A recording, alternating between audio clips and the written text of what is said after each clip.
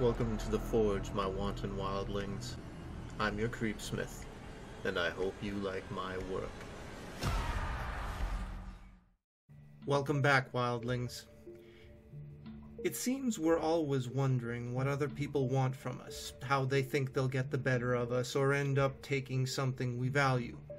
Sometimes taking a part of ourselves.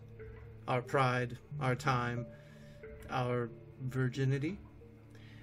But what if something worse were to happen? What if something actually took parts of you for real? Like in tonight's story. We discovered a creature in the Rocky Mountains by Reddit no-sleep user Speziale. Erebus is the official name of the project I participate in, and I believe that it and the creature we're studying are things the public has a right to know about. My team and I don't actually have a title, but I'd refer to us as government contractors. Our primary objective is to study unexplainable phenomena and to report back to the federal government. We go to and set up wherever we're needed. Our team currently resides in an underground bunker just outside of Yellowstone National Park. You can search all you want, but I guarantee you won't be able to locate it, and it's better that you don't. The location of the creature was discovered a year ago by local hikers, a young married couple. Their names have been removed from all public record. Since then, the government's focus has been on reinforcing construction of the underground facility, containment of the creature, and studying it as much as is safely possible. The two hikers found the dwelling when they followed a trail of animal carcasses.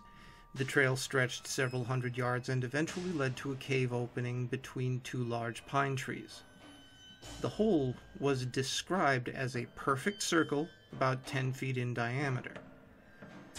The discovery was reported when the husband made a distress call to the local park rangers. His wife claimed that she smelled the sweetest aroma coming from the inside the subterranean lair. As the husband attempted to remove her from the area, she reportedly became violent and hysterical.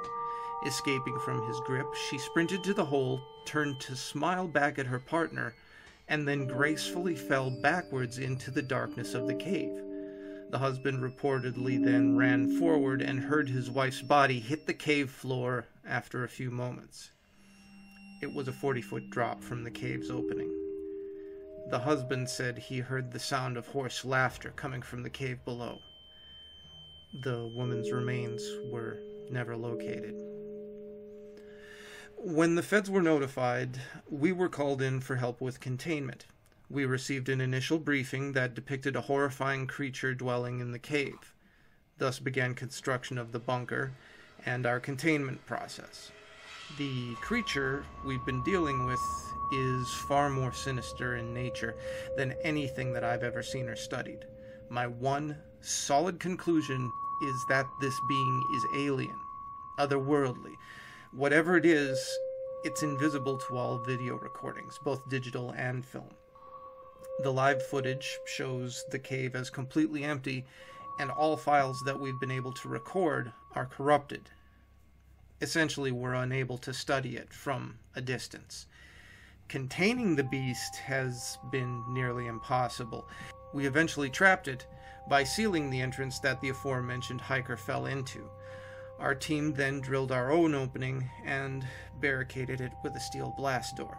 To my knowledge, there are only a few people who've seen this thing with the naked eye. A retired Army captain known as Walsh was the first.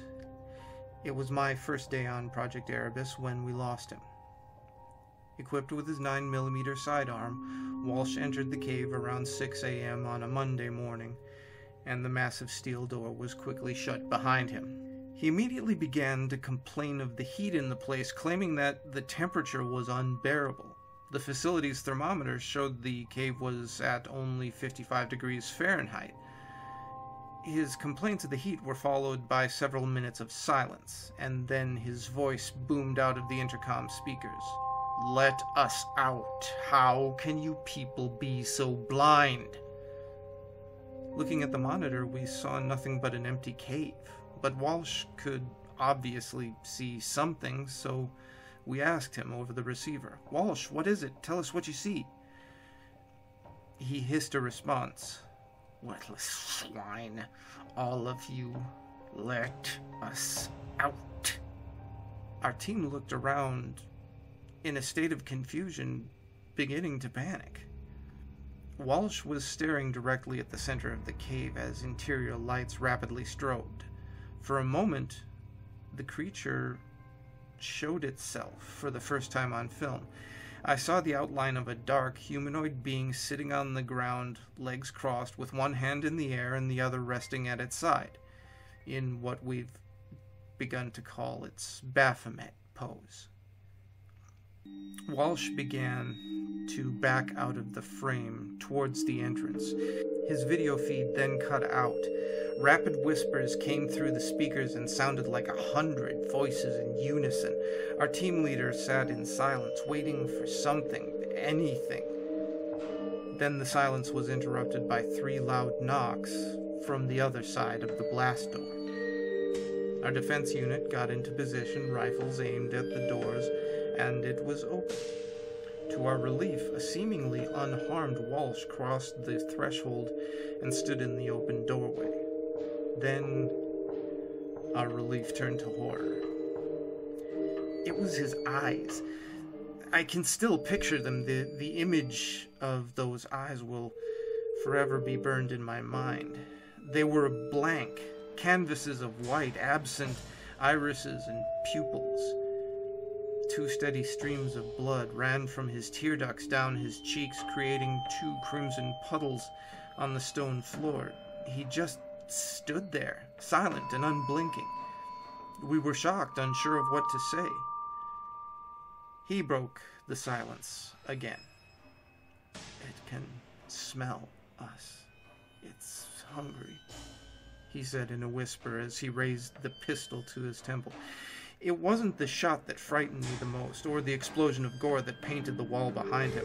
What horrified me most was the massive, jet-black, 3-fingered hand that pulled Walsh's lifeless corpse back into the cave, just before the blast door was slammed shut. And I'll never forget that sound of tearing flesh. All records of Walsh were deleted. Even a personal email chain between us was erased without my consent or knowledge. After the incident, nobody wanted to enter that cave. Many of us, myself included, tried to abandon the project.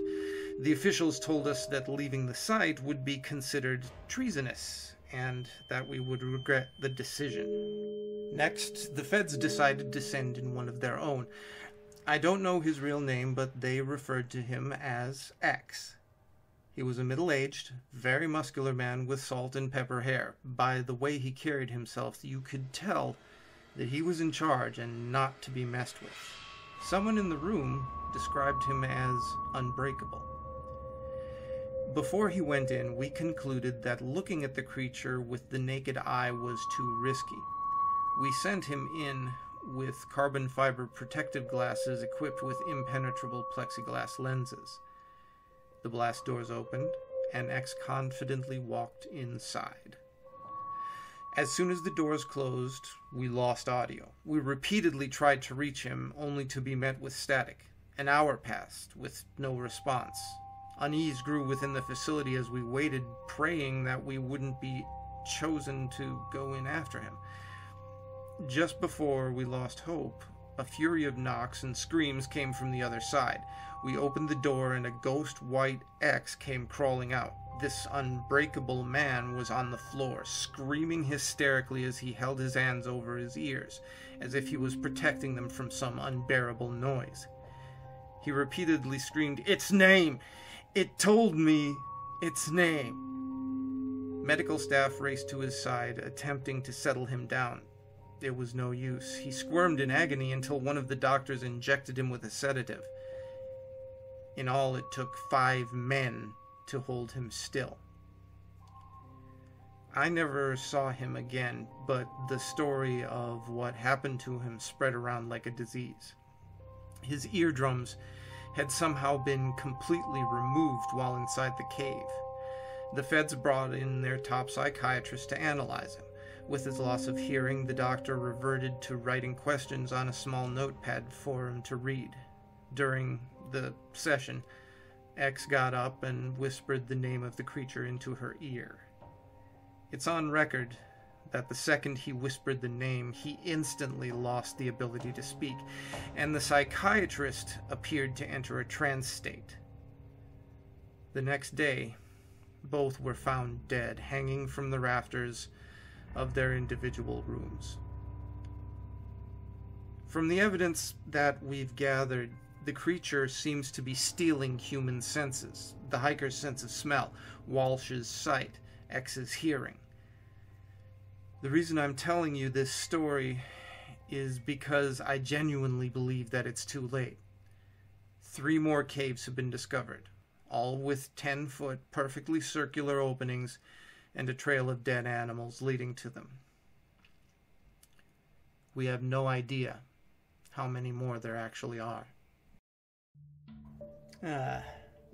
Reminds me of an old D&D group that I used to be in. We'd bring along rabbits to serve as warning systems. Actual dungeon bunnies. Don't be the dungeon bunny, kids. Anyway, stay scary, try to keep all your parts, and make the most of your nights.